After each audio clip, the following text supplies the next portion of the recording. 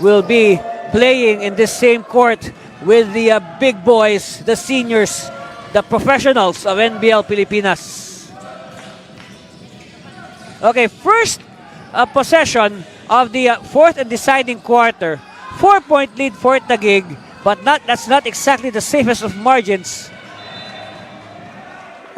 Remember, Taguig once led by 11 points, but that is now ancient history. And, Camsur continuing to lean on the veteran combination of Jerome Almario with 19 points and Verman Magpantay with 12 points to mount a serious comeback in that third period. But then again, Taguig with a ready response. That's why they were able to, hang on or build this 4-point lead after 36 minutes.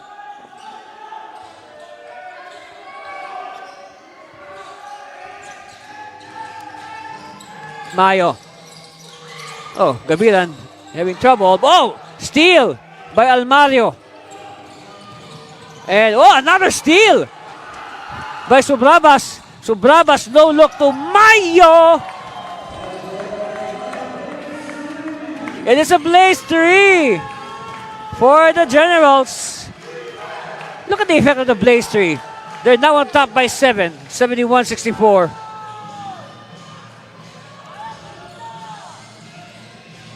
Extra pass. Yeah. Oh! Public display of rejection. That's like a volleyball spike.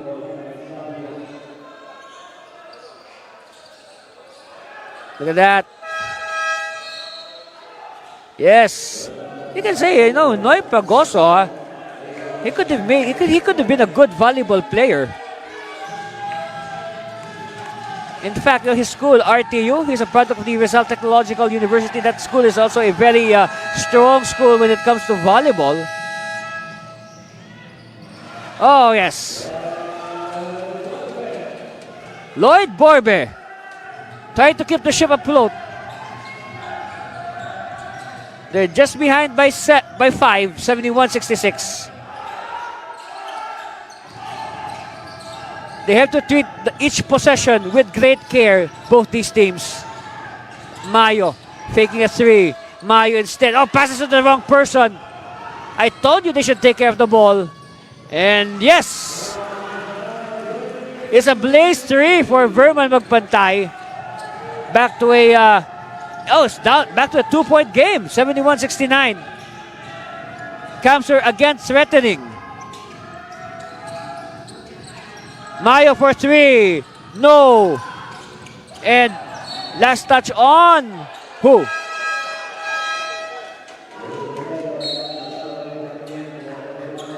So it will stay with Taguig. Last touch on Habonete. Subrabas now. Baseline inbound. Back to Harvey. Gabilan. Pragoso. Gabilan now. Back to Harvey. Also Subrabas with his patented one-hander. Ups the lead again to 4. 73-69. They love to feed Habonete at the post.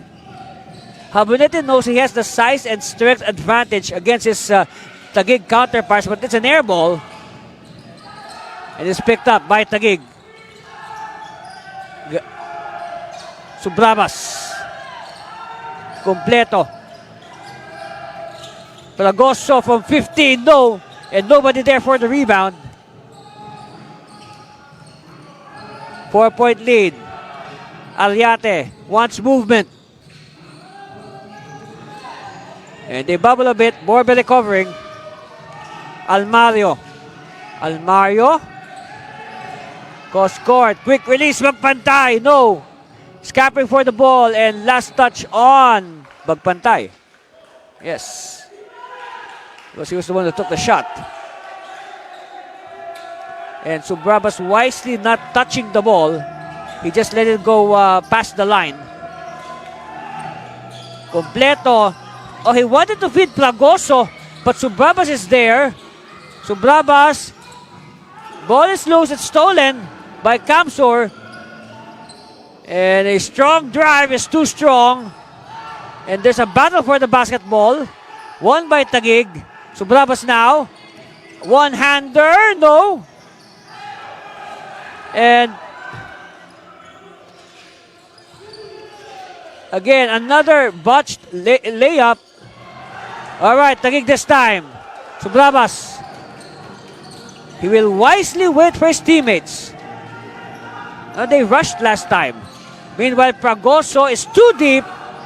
Good defense there by Kamsur to deny Pragoso his sweet spot. Jumper. No. Wow. Both teams are having a hard time finding the basket. But then again, of course, it is pressure time here in NBL Pilipinas. Remember, a lot at stake in this game. Nothing less than a slot in the President's Cup Finals. Oh, behind the back, Pragoso!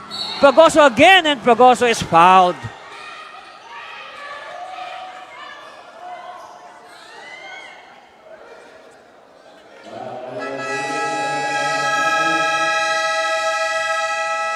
Yes. Okay, we need this timeout. Everybody needs this timeout. And we'll be back with the balance of this game. Stay with us, please.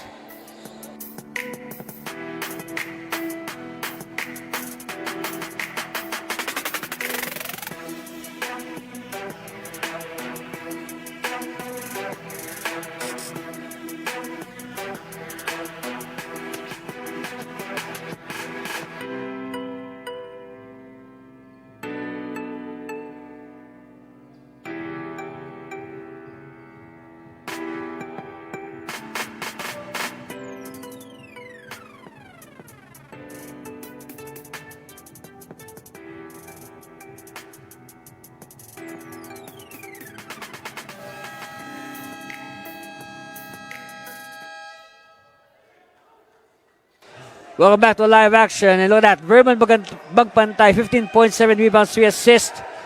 And of course, they need more than that from Magpantay, as they hope to overcome this 4-point deficit. Kamsur, they're trailing by 4, so they need more from Magpantay. That is not enough. At the line, Noy Pragoso. First one is good. So, you know, what? Almost 5 minutes gone by in this final quarter. Both teams, the shooting percentage has gone down significantly as they are having trouble finding a field goal. Taguig with a 6-point lead. 75-69. 7.5 minutes left.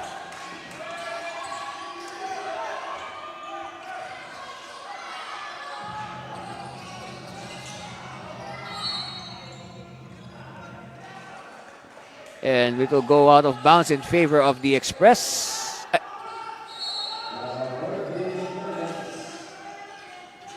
Abonete. Almario. You know, we haven't heard from Almario for quite some time. Abonete underneath. Oh! Wow! It was simply spilled out by the ring.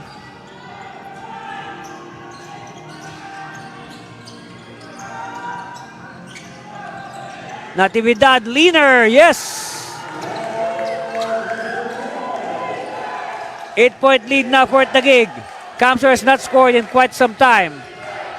They need to score right now. Talking about the Express. And they need it badly in any form. Abonete. Almario.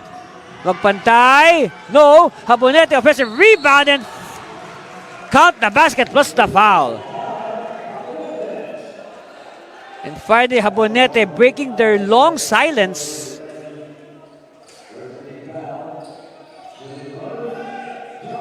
And now it's very crucial for Abonete to make this bonus, as we are about to hit the halfway mark of this final quarter. Oh, he misses the bonus. Let's see if Kamsur can put up a stop. Natividad all day. Oh, wow!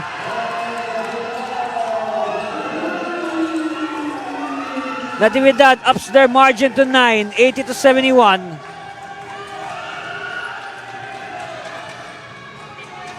All right, Camps has to settle down. They cannot panic at this point. It's still a winnable game. Yes, and they can do that with plays like that.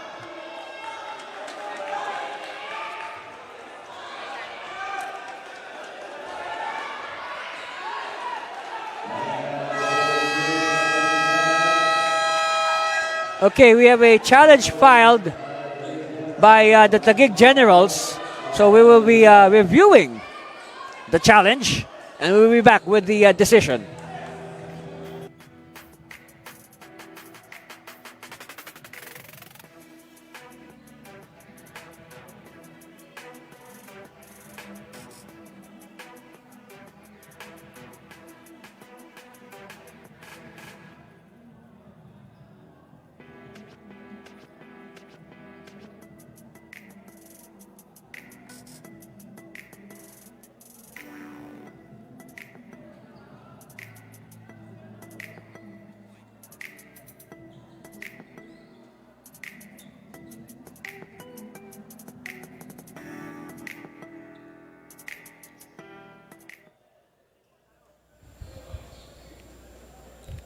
As reviewed from the replay center, the challenge made by Taguig was successful.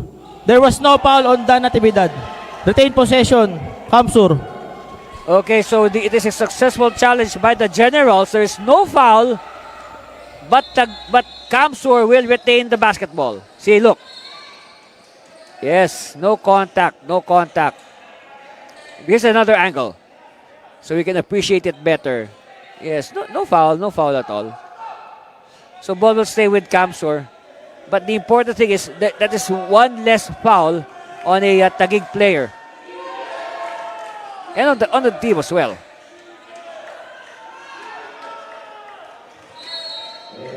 So 6 minutes left before we decide a winner. Magpantay. Handoff. Matos.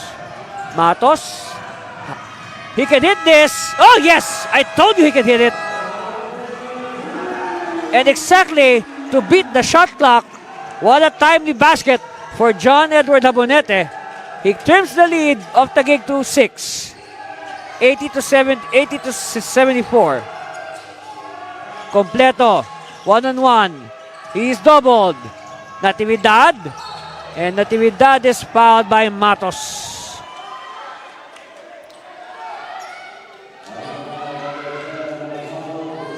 Look at this. Look at Habonete. Very clear. Very much within the shot clock. Habonete is, he is quite reliable from the three-point distance. And again, that is modern basketball for you. You have your centers hitting three-point shots, which I think decades ago was a no-no. No, it would give coaches heart attacks. Meanwhile, Natividad for his free throw, yes, 82-74, 8-point lead for Taguig. As we see there a glimpse of some of the Taguig supporters who have traveled all the way here to San Fernando.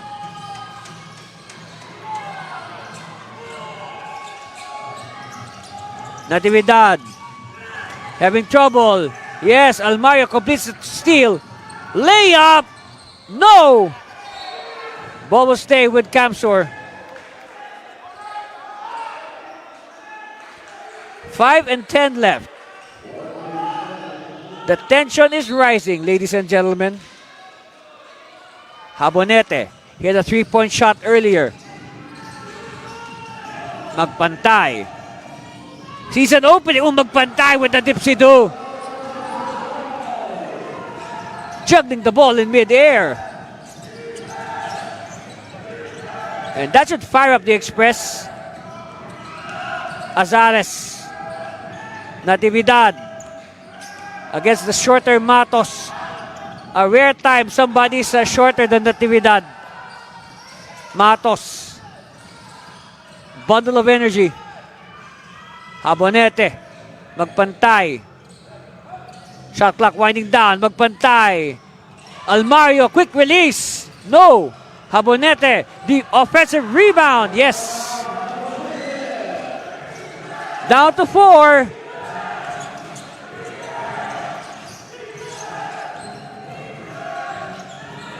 Completo. Looking for a teammate. Galoy wants a clear out. Mayo receives. Mayo baseline. Azares, running shot. Yes!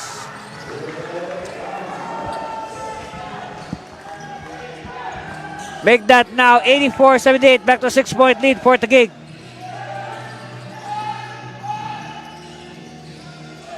Matos. Again, they love to feed Habonete at the post.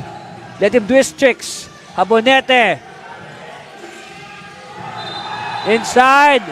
And, oh, traveling violation. Look at that. 3:35 left in this contest. Suddenly, it looks like the clock is running a bit faster. But that's usually the case, especially in the waning minutes. I mean, the time, the real time is the same, but you know, psychologically speaking, to the players, it looks like the clock runs faster as it winds down.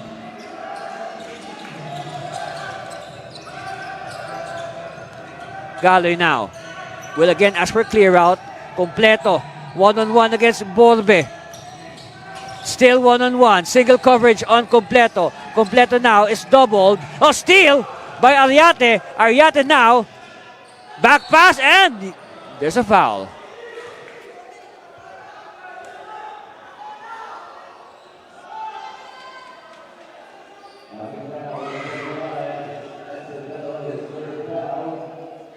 So foul on Galoy, only his first, believe it or not. And that will send Jerome Almario to the line for 2 very, very important free throws.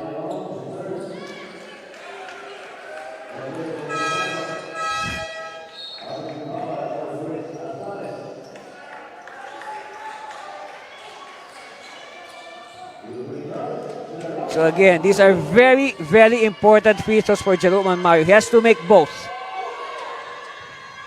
First one is good.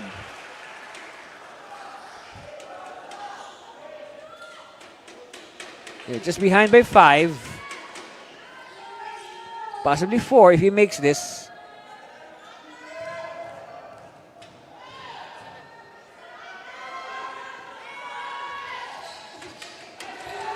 Two for 2.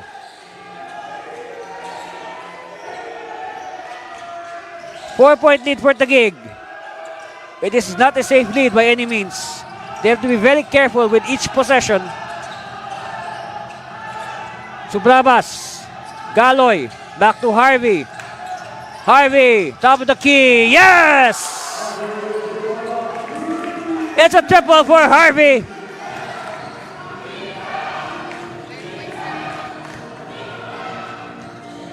Seven-point lead for the Generals. Bolbe wants the 3 points back. No. And there's a whistle.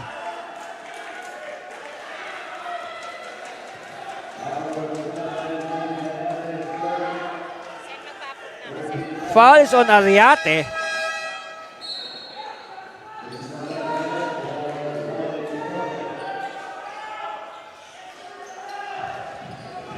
Okay. 7-point lead for Taguig. They have possession. They want to add to their lead. Galoy having trouble. Good defense by the Express. Shot clock winding down to 5 seconds. Mayo still is not in shooting form. Mayo, 1 second. He still passes. And referee says, yes, it is a shot clock violation, so it will mean an inbound for the Express. When they saw the clock winding down, they still passed the ball. They should have, taken the shot.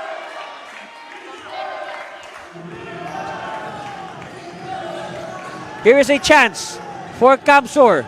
Habonete. And he will shoot free throws.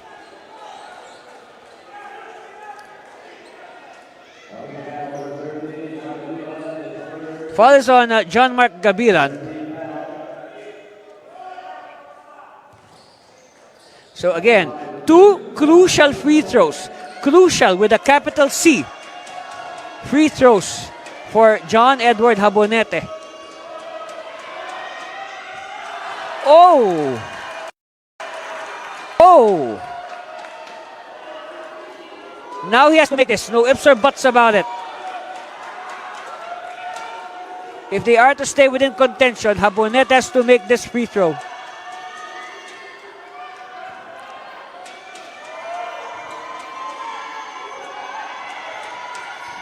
Oh, 2 misses! Taguig with the rebound.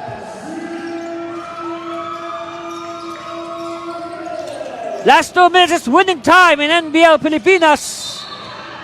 And everybody wanting a piece of the Spalding basketball. It will be in a jump.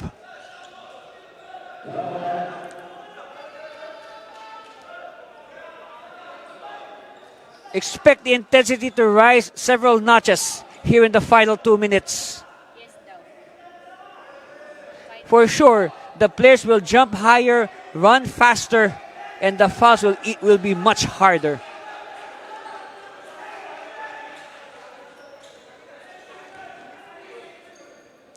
So here's the jump between Gabiran and Magpantay at center circle.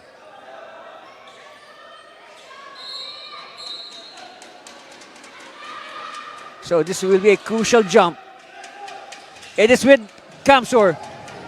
Window is still open for the Express. All they have to do is score. They need to score here. And they need to score quickly, Kamsur. Magpantay. Moving closer for the high percentage shot. No! And a big rebound. Won by the Generals. Fragoso to Mayo. Taguig taking their sweet time. They want to make the clock their friend. Galoy. Galoy eluding the defense. Galoy, no! Here's another chance for Kamsur. But before that, a preemptive foul given up.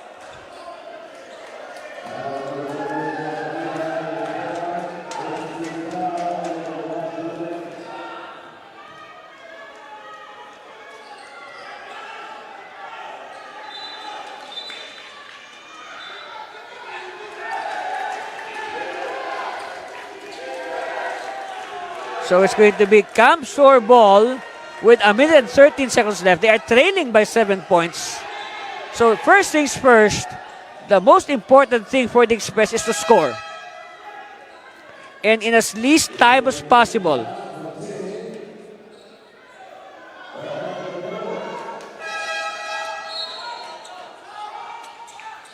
So everybody will be looking at this inbound by Medwin Ariate.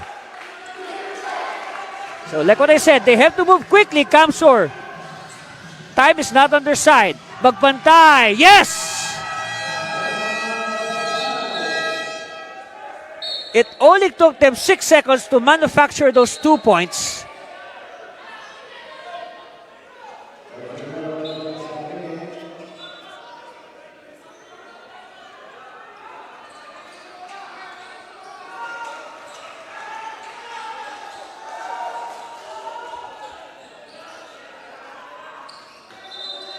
So now Kamsur has to play honest defense. They will try to go for a clean swipe or a stop in any form. As long as they get the ball back. Meanwhile, Completo will return to the live court. He will replace Fragoso. You can say a situational sub here by Coach Bing Victoria. Again, final 67 seconds of this contest. And again, the winner will go on to play the waiting Tikas Kapampangan in a best-of-5 finals for the NBL President's Cup.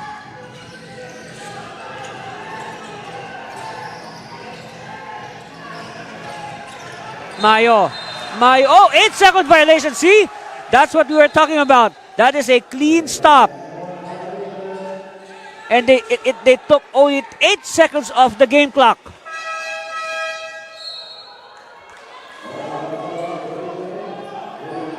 So now, the door is still open for the Express. All they have to do is knock and enter. They need points quickly. Almayo for 3. Oh no! And a big rebound by Subrabas. Oh, turnover! Again! The basketball gods are still giving a chance to Kamsur.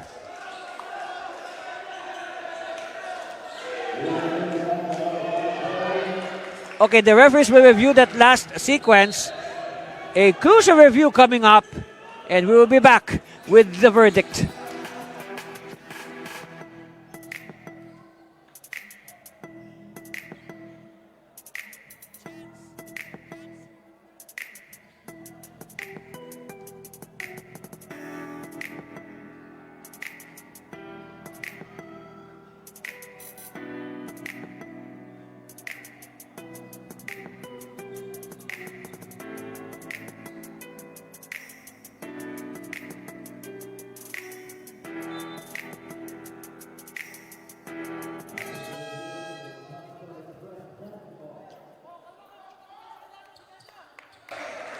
Okay, so upon review, the verdict is Kamsur basketball, last touch on a general.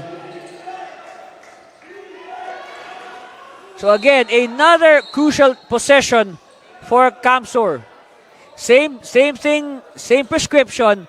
They have to score and score quickly and then go for another stop in as least time as possible.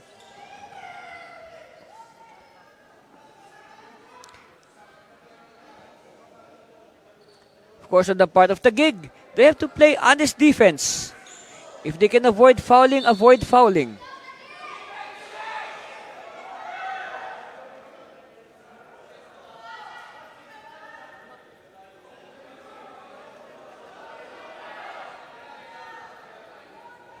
Okay, so again, 48 seconds left.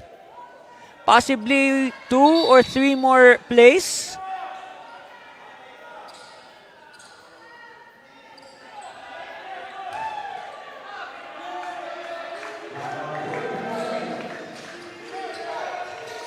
Almayo triggers Habonete. They have to move quickly. Malyapre. Almayo drives, drop pass. Oh, what a miss, but there's a foul. So this is a good break in a way for the Express because they get to put points on the board without the clock moving. Okay, before anything else, Coach Bing Victoria has filed a challenge and they will review it and we will be back with the decision.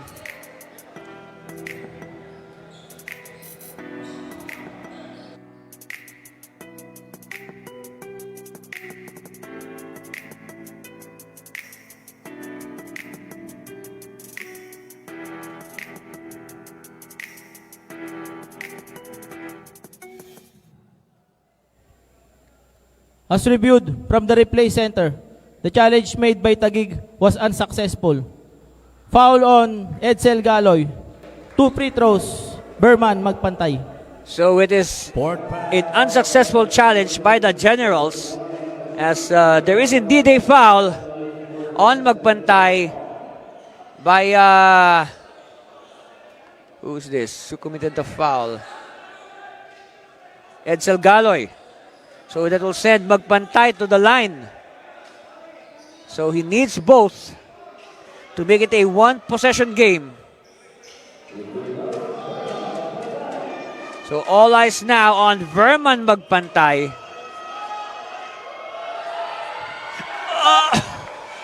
Oh boy. I think our heart stopped for 1 second.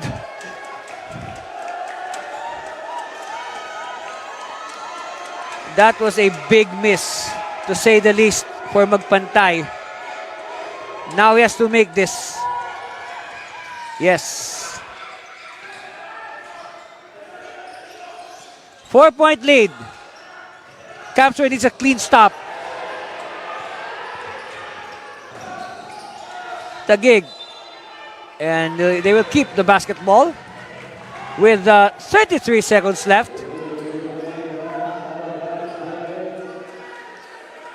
So they will again review that out of bounds play. So I guess we'll hang on to the air again with 33 seconds left.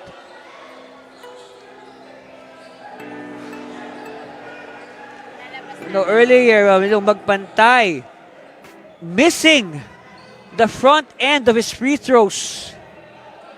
And it could have been a one-possession game. And you could just feel the anguish of his teammates and their supporters when they saw the bounce of the ball.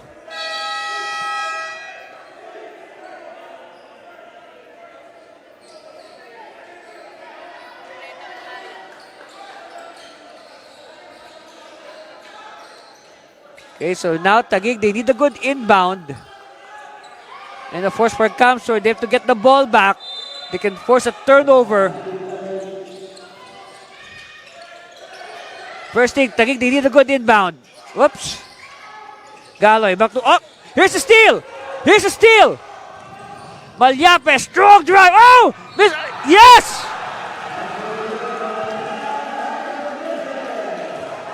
Habonete with a big basket. Look at this. Strong drive by Malyape. And then Habonete at the right place at the right time for the offensive rebound and the putback. Yes.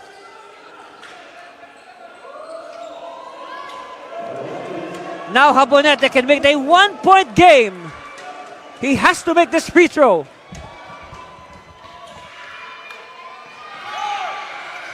No! But it's with the gig. Long pass. Oh, steal! Steal by Almario! Almario is fouled. Almario is fouled.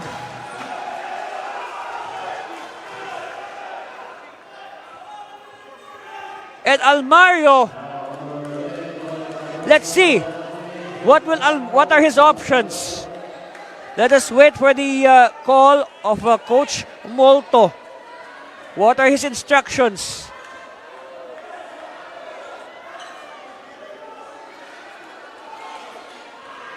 Okay. Let's see. It's a clean steal. It's a clean steal, no doubt. But look at the defense. Yes, fouling, pushing Jerome from behind. So it looks like Almario will be more sure with free throws. Yes. Because we were thinking Coach Molto might order him to take a free three. But instead, they will go for the tie. Okay, this is for the tie. All eyes on Jerome Almario. And this will be an acid test for this young man. We are tied. 18.7 seconds left. 18.7 seconds left. No more shot clock.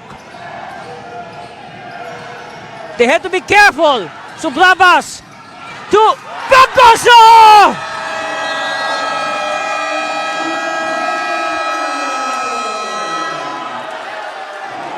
And quickly, Coach Molto calls a timeout. But again, let us look at this. Emphatic flush by Edilberto Noy Plagoso. Yes. Look, it is not yet a one game. Taguig they cannot yet celebrate. Still a lot of time on the clock, 10.4 seconds. This is not yet over, ladies and gentlemen. Do not. You have to wait. You have to wait until the final buzzer before we confirm the winner. Look at this. See, the defense was tight, but again, long passes to break up the press defense. And then look at that, Pragoso with the flush. Woo! Again, another angle. Just appreciate, don't hate.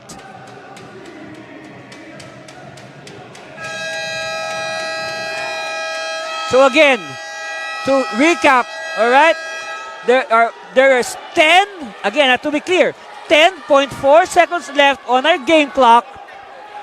Taguig is leading by 2 points, 89-87, but the Camps Express, they have possession. Look at Noy Progosa, 10 points, 8 rebounds, but of course, that flush, the go-ahead dunk. Will it hold? We will know in 10 basketball seconds. Okay, first things first. Again, we will repeat. Camp Sur, they need a good inbound, okay? They have to take care of the inbound. On the part of the Gig, play honest defense. Do not foul. Why? Because if they foul, there's a possibility that, if they shoot free throws, we will have a tight game. But they can, Camp Sur can gamble and shoot a free three and win the game. But let's see. First things first, we need a good inbound from the Express.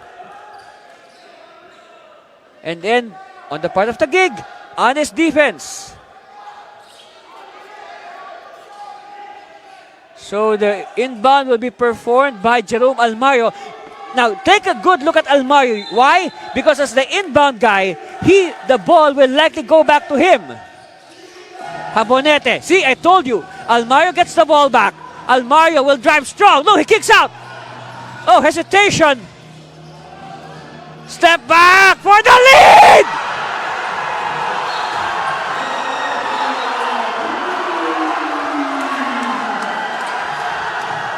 Ariate with the go-ahead.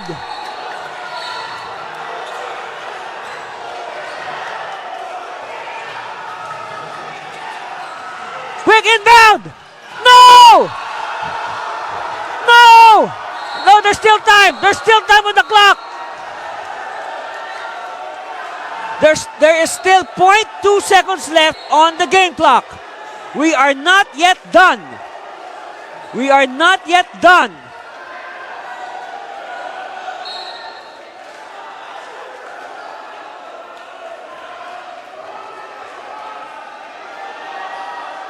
The Gig threw the ball away. And now, it will mean an inbound for the Express. All they have to do is just touch the ball. That's it! That's it! What a win! What a win for the Express! They make it to the finals. 90-89 on that winning shot by Medwin Ariate. What an ending! What an ending, ladies and gentlemen. Both teams exchange pleasantries. Let's look at it again. If we can look at it again, let's look at that winning shot by Medwin Ariate, who is emotional on the floor right now. Yes, our hero, Medwin Ariate, with the winning three-point shot. Because Coach Molto is in the finals again. Wow, what an ending. What an ending, ladies and gentlemen. Only the kind that you will see here in NBL Pilipinas. An ending that is full of passion, pride, and intensity, and emotion. Again, that is the kind of basketball that you will see only here in NBL Pilipinas. Of course, amidst this wave of emotion, we have to have our best player of the game. Okay? Our Glutamax men best player of the game is no other than, drum roll please, yes, he is no other than number 19, Jerome Almario. Of course, look at that. This is the winning play of Medwin Ariate. Yes, look at the expression on Ariate, the last play of Ariate. It was a perfectly executed play. They knew that the time was running down. They did not force the issue. And they saw an open teammate, very unselfish. And they are rewarded for their unselfishness. Kapow, kapow, the winning play, the winning shot by Medwin Ariate. Look at the frustration on the Generals. But again, what a win! What a win for the Camsur Express.